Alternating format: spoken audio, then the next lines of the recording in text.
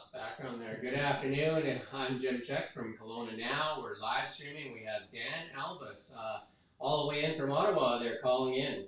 Jason's in the background there working on the control board. There we go. Oh, we put up a foggy picture. Doesn't look like that right now. We're here to talk about one of the things we want to talk about. We want to talk about the ethics commissioner ruling on the Prime Minister's Christmas vacation. Maybe you can kind of bring us up to speed. You say you were in the room when he was bringing down those, I guess, his remarks. Well, I know this. I've gotten so many emails from constituents that have asked, like, how is this possible? In most people's minds, if they work for a company, this would be a clear conflict of interest. If you had it where someone could take you for an extravagant, concert tickets, etc., and this is more than that. It was an $84,000 villa, a 10-day trip in Jamaica. So for a lot of people that can't even afford to pay their rent or their natural gas bill, this to them just seems to be out of touch. Now the question is, was this an acceptable gift under the conflict of interest code? So to the acting commissioner for the ethics commissioner, it was helpful to have him come. This is something that Conservatives have been pushing to have this meeting for quite a while because it's been well over a month since we first found out. And just to add a little to it, Jim, let's be mindful that it was the press that unveiled this or revealed this, because there was 3 different stories. Originally, the Prime Minister's in Jamaica and he's paying his own way. Then they asked a little bit more information. Then it turned out, no, he actually is not paying for his own way. It's given. And, oh, by the way, it was all cleared by the ethics commissioner ahead of time. Well, by the time it got to where the ethics commissioner could come before committee, he said, that's not how this works. We will talk to an individual public office holder, which the Prime Minister is one, and we'll have a confidential discussion. But we don't give pre-clearances. And so for Justin Trudeau's spokesperson, for them to be using the ethics commissioner as a bit of a shield to try and draw attention away from the issue, that did not work. But we also found out a little bit more about our conflict of interest laws. And so the ethics commissioner essentially said, Jim, that Mr. Trudeau was a lifelong friend of Mr. Green. He's stayed there as a child and throughout his life on this extravagant villa in Jamaica. So it's nice friends to have, obviously. But there's an exception in our rules where essentially, if you are a relative or a friend, it's considered, it's not even considered under our laws. So it's a massive loophole that the Prime Minister flew his jet through. And I would say a very subjective loophole as well, because what's a friend? The definition of a friend, is a friend somebody I met yesterday, or is it a friend I met 10 years ago? Like, where do we find this definition of friend? Because that means anybody can take almost anything as long as they say you're a friend. I mean, I'm also an accountant and I've done some of these things, and I always thought it was a perceived conflict of interest that could be something in the future as well. So I would say $84,000 might influence somebody to make a decision one way or the other. Not saying that it would, but it's a perceived conflict. And I thought I read through the rules too, and that was what I read. We did reach out as well. Now Media did reach out to the Prime Minister's office on December 22nd, and we were told that Justin and his family would be paying for their own stay. And then we got more conflicting information later on January 3rd, that they clarified and said the family was staying with friends at no cost. And then a lot of people, he's staying at somebody's house. But then a commercial venture, which is a resort, which they would have charged for, so that would have been a loss of revenue for that business because they would have been taking it out. It's not like you're staying in somebody's guest room. You're staying in a commercial venture. And does that then, like, if that's okay, does that not open the door for every MP just to say, well, that was a friend. I can take this, that, or another thing. Because I thought even, taking lunch sometimes you're supposed to disclose to, and all of a sudden, as long as it's a friend, take whatever you need. Well, absolutely. And that's the concern constituents had. But, getting back to the question of it, we've been here before. If you remember the trip to the island with the Aga Khan, where originally, this is just soon after Justin Trudeau became Prime Minister, he tried to use the fig leaf that the Aga Khan was a lifelong friend. And the ethics commissioner did a full investigation and said, no, there's been no communication between you and the Aga Khan in significant since his father had passed away. The last time he saw him was at the funeral for his father. And essentially, the Aga Khan actually is a registered, the foundation that works in Canada is a registered lobbyist. So absolutely, that's where he was found to contravene the acts. But here's what alarmed me: two things. So Larry Brock, a Conservative member of Parliament, who's excellent at cross-examinations, essentially pulled out of the ethics commissioner that the cost that we're talking about, the $84,000, it actually could have been more than that, simply because that is just to stay there. So just to stay there, if you typed in, those particular dates, that would that's be what the you and price I to would stay pay there. So exactly. But then there's food and there's other things. So if they went on different activities, there would be other things. So and the ethics commissioner said because it was a friend who owned the corporation that lost the revenue, essentially there was no need for the prime minister to even disclose that. So the only reason why we know about $84,000 as a starting point, Jim, is because of the media. So thank you, media. And the second thing that really throws me off is that the ethics commissioner said because it's from a friend, and like I said in the act, the exemption is for a friend or relative. Essentially, there's no requirement at all. So what other gifts has the prime minister received? Correct. Because obviously he has very wealthy friends. And to me, that needs to be looked at. And our critic, Michael Barrett, who is the Shadow Minister for Ethics, has said publicly that we need to have a review on these rules because obviously we can't trust the Prime Minister to have Canadians' interests at heart to ensure, like you said, that it's not just dealing with the conflict of interest. It's perception of conflict of interest that we expect the Prime Minister to follow the law. And if the rules are very subjective, that becomes a problem too, especially who appoints the ethics commissioner. Like if somebody bends the rules and twists them to their narrative at that time, I think we need more solid and steadfast rules as opposed to a friend. Because like anybody can define a friend. Like, does it say anywhere in any documentation that the friend has to be of 10 years, 5 years, 15 years, or 15 minutes, right? So how do you... And that's where... And that's essentially what Michael Barrett is saying, is that obviously these laws, like I said, Justin Trudeau is driving his jet through this loophole. Because if you look at anybody that does an announcement at an arena or anywhere when they're speaking to a large audience, welcome friends. So is everybody in the audience a friend? Because I've declared everybody a friend, right? So it seems Yeah, but again, that's where, again, the ethics commissioner, and I will say, like, look, you raised a really good point about should it just be the discretion of the government to say who the ethics commissioner should be? Let's be mindful that the predecessor in that position as acting ethics commissioner actually is through marriage, the sister-in-law of a sitting member of parliament who also happens to be a minister of Justin Trudeau in his cabinet. So we raised a ruckus because it just seemed that was a completely inappropriate. Now, people can say, here's the itinerary of how her CV, how skillful she is. But again, we can't just go by the letter of the law. We expect our elected officials, and this is a standard that Pierre Poilievre and myself have both said, look, when we go on vacations with our families, we pay on our own dime like every other Canadian. So the expectation is it just can't meet the letter of the law. It actually has to fit the spirit of the law, and because that's what Canadians are looking for. And this is the highest office, so we expect the most care. Leadership is by example, for sure. Leadership is by example. And then, was this not the government that ran on transparency and accountability? And if that's the case, wouldn't you appoint an ethics commissioner that's from the other side of the aisle? Then if you really want to be transparent and accountable, wouldn't you say, okay, well, let's let the opposition appoint the ethics commissioner? And then we're not seeing like if you're appointing somebody that's related and stuff like that. I mean, that in itself is an ethical dilemma, I think, right? So. Yeah, that is a fair point. I will pass it on to Michael Barrett, who I said has already been calling for a review in this particular area. At the end of the day, though, right now the law is the law. The acting ethics commissioner is the person that's in charge of this. He came to committee. I don't think anyone was happy walking out of there because, again, he seems like a pretty solid, by the book person. But again, he made it very clear that the law is the reason why the Prime Minister utilize this loophole.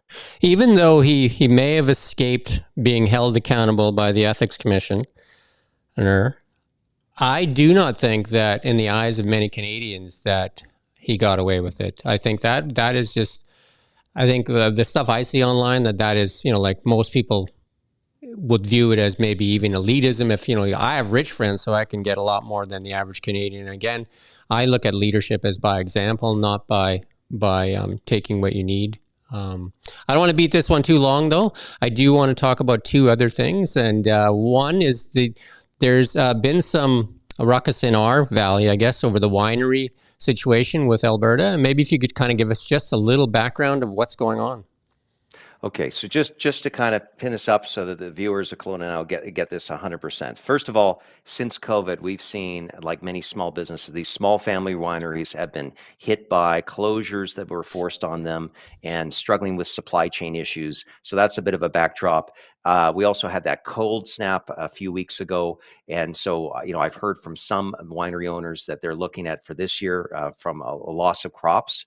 They're anticipating 50 to 80% failure because of the cold snap. So we have a wine industry in the Okanagan Valley that is under massive duress. So that's the background. And now suddenly the Alberta Liquor and Gaming Commission has started a process where they would phone winery owners and they would ask them, do you send wine direct to consumer in Alberta? And you may have a new employee who's not familiar with it answer the call. And essentially, if they say yes, then you received a very nasty letter in the mail. And that nasty letter says, look, if you do not write back to us immediately saying you are going to stop and halt any sending of wine to Albertans directly, we will delist you from our liquor monopoly sales. So essentially, Albertans will not be able to access your wines through their private retail stores. So this is, a big threat. It's a big stick. I've called it gatekeeping of the worst kind, because essentially you have a monopoly that now is just coming down on the little guy and threatening wineries when it's been. What prompted this, Dan? Like all of a sudden it just comes, is it the Alberta Liquor Control Board that all of a sudden did it? Or is it part of the Alberta government that's all of a sudden cracking down on rules? Or there must have been something that prompted the change. So these kinds of threats show up every once in a while, and this is where, again, as a monopoly, they're basically trying to scrape every single dollar. Now they're going to say it's for all the right reasons, right? But look, under Justin Trudeau, we have a free trade agreement within Canada. So they to great fanfare, he said, look, we are making it so we're getting rid of these trade barriers. But you know what, Jim, is they exempted alcohol. So wine, beer, and spirits, they said, we're not dealing with that, and threw that to the wayside. So had that been included, had Justin Trudeau said, I'm not signing this until everyone agrees on this, then simply BC wineries would be able to go to a trade dispute panel. And we know that these are bureaucratic barriers. The liquor monopoly in Alberta is clearly gatekeeping.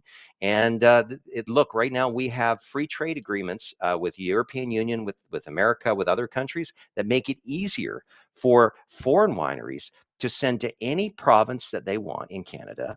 But you have this gatekeeping by these liquor monopolies that make it so that there's an unlevel playing field. So, if you're a BC winery, you're just saying, look, I'm just trying, like they may not even have enough wine to actually sell to their own BC liquor monopoly, let alone the Alberta one. And so, so this is really where the problem is. And Al Hudek, a prominent lawyer in the South Okanagan, has come out and said, look, it's, Alberta Liquor Commission has zero authoritative regulation authority over BC wineries. It's the consumers that are doing this. And you know what? At the end of the day, I believe that BC wineries need to be on a level playing field, and they should be able to sell their wines to everyone across Canada. I have proposed different pieces of legislation. One was in the last Parliament that essentially said, it doesn't matter who you are, where you are in Canada, you should be able to use Canada Post to mail your product across the country. And we're really talking, Jim, what we're really talking about is a small amount of wine. Because look, if you're a liquor monopoly, you're going to be able to buy a boatload and be able to ship it far more efficiently and it's very expensive to ship a crate of wine. So it's just, again, it's one of those things where we're talking about a very small amount, but to those small family wineries, this is a big deal for them. Mm-hmm. It opens their market, and you know what? At the end of the day, it's very anti-Canadian in my view to have these kinds of bureaucratic games being played. Is there argument that they're missing out on liquor tax? Is that their deal? Because you're not taxing the consumer, but if it's shipped to their liquor stores, they're adding that Alberta tax to it? And see, this is what drives me nuts. It drives me nuts about Ontario. It drives me nuts about Alberta. BC says, if you're made in Canada, bring it on. So since BC opened up in response to my original legislation, it opened up, in 2012 to say, look, we're going to be open to other provinces, and so you can sell to us, and then we're going to send to those provinces that welcome us. Well, guess what? If you're in BC, you can order beer from Alberta, and there's no issue. They don't take issue with that. And so that's what we have here is we have a double standard. So there's no reciprocity in this arrangement. That's the problem. And that's always a bad thing when we start doing that, when we say, okay, if you're going to do that, I'm going to do this. And that's when we have trade wars, right? And that's not a good thing. And let's be mindful, these are small business, medium-sized business, family owned and operated. They have had hell for the past 4 to 5 years. So you know what? This is a little something you can put where one winery owner said, like, look, I don't know, if you put this in the window, to me, it'd be that bright light coming at me. Hopefully it's not a train. And a funny thing is, the same individual sent me an email today, and he said, look, under Justin Trudeau, someone in Alberta can legally order cannabis from another province, but not wine. And so, like, that's the double standard. That's the hypocrisy. So again, this, like, interprovincial trade is a federal responsibility. And what do we get from Ottawa? Well, we get where they say, oh no, we have this trade deal, but by the way, it doesn't apply to the area you're talking about. So there's no real relief there. Is that something where Premier Eby and Premier Smith need to just pick up the phone and fix it, like with a couple of phone calls? Well, this is the problem, is that when one province starts saying, I want an exemption, everyone does. So this is really where the Prime Minister in 2017 should have just put his foot down and said, look, we need an agreement, and it can't just be, where we're going to, carve out this or that. We already see that with cannabis right now. I see your logic there for sure. If you're a licensed producer in BC, you can market to other provinces and vice versa. That is it there. But when it comes to the free trade of Canadian wine, it's just not a thing. And it's odd that we have trade restrictions in Canada, for sure. Like, it's odd, right? So moving on to topic 3, though, been in the news a lot. Actually, it is the news. CBC was before a panel, and Andrew Scheer, the former leader of the opposition, had some comments there. And when he asked, he talked about the metrics that, somebody should be engaged on, and the CEO of CBC refused to really provide an answer as to whether they deserved a bonus or not after laying off a large amount of staff and not meeting any metric that most businesses would have to meet to receive bonuses. Oh, absolutely. And this is really why parliamentary committees exist, is to get to the root of these things. And look, the CBC since 2018, and that's when Catherine Tate took over as the president and CEO. And so essentially, as CEO, she's seen a decline in viewership by a half.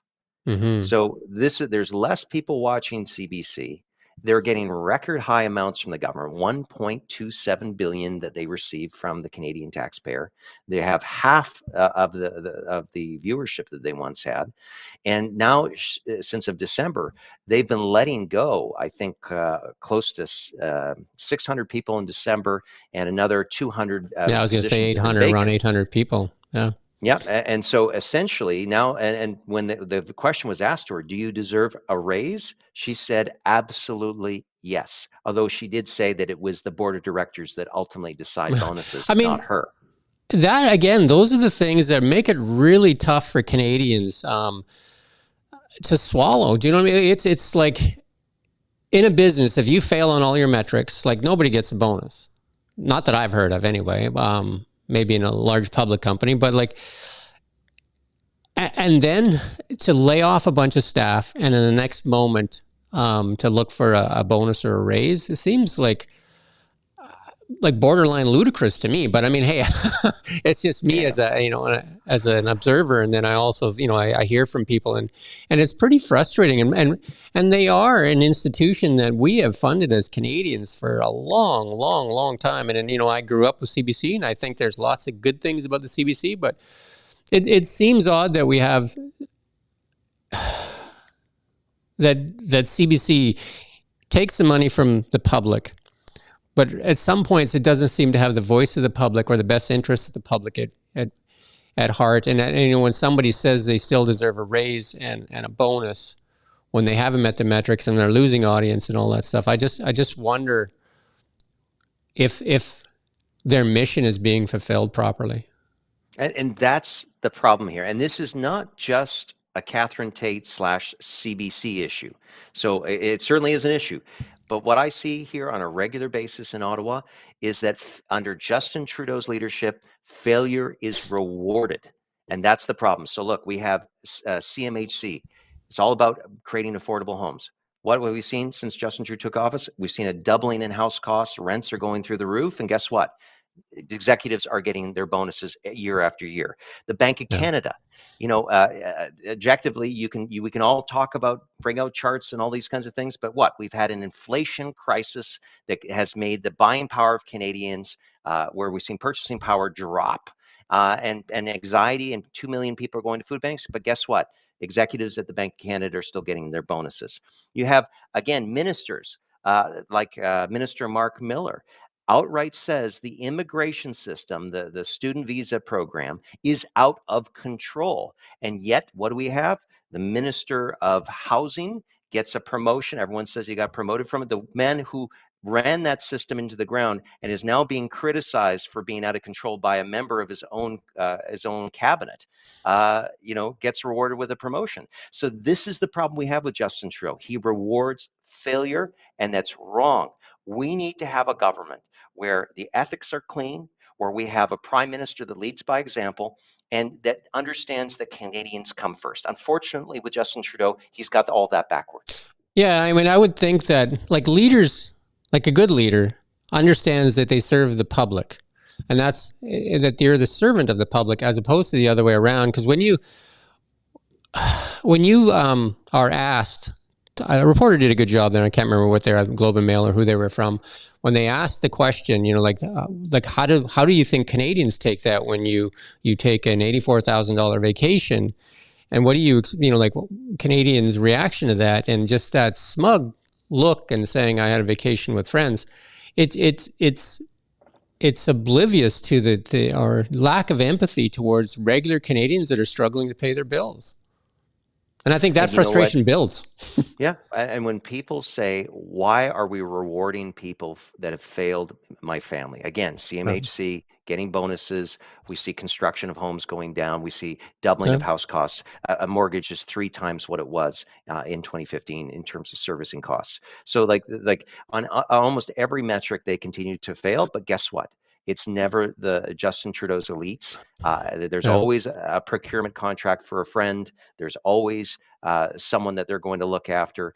And they, like I said, the big problem I see here is they reward failure. If I look at Tiff Macklin, nice guy, like really well spoken, really charismatic kind of guy, but like a 19 times increase in a period of less than 2 years, I would deem as a failure. I think most financial analysts would deem that as a failure. Yet it seems like the media carries his water and they just talk about, how great a guy he is and how he's stamping out inflation. Well, perhaps, the policies and the practices are the ones that led to the inflation. Yeah, well, this is a case. When Tiff Macklin came before the Finance Committee, when I was a member of it, I asked him the questions about, by basically leaving interest rates low instead of having a smoothing out effect. I said, could we be in a case where you have to suddenly, jack everything up? And essentially, that's where we're at right now. So this is the problem is that the basic questions that Canadians have, whether it be home ownership, whether it be good stewardship of their tax dollars, ethical people in government, whether it's inflation and their purchasing power being protected, all of those people at the top are being well looked after. and it's Right. Canadians that are suffering. That anyway, that the only thing I can say, and again, I'm a partisan, so I'm going to say it, is we need a new government that has a complete different approach from tip to stern. I'm gonna leave Tiff here with this, but I remember him From saying, Tiff to stern.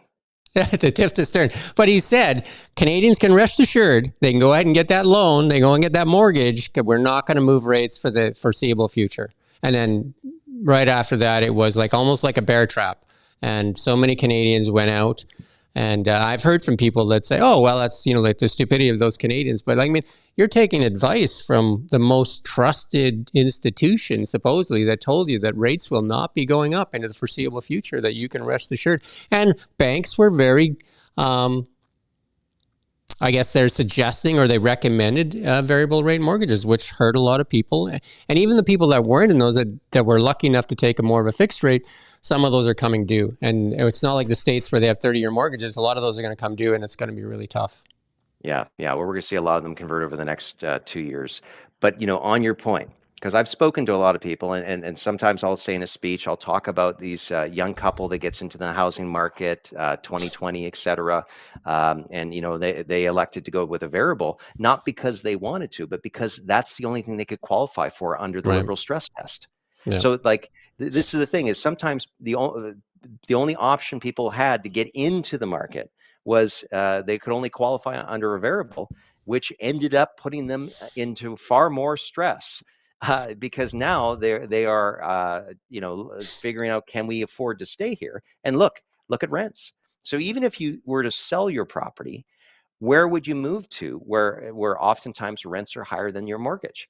So it's a real challenge for people. And as I said last time I was on your show, there seems to be a group of Canadians now that I haven't seen before. It's the middle class and those aspiring to join it, as Justin Trudeau would have said in 2015, who have done everything that's been asked of them.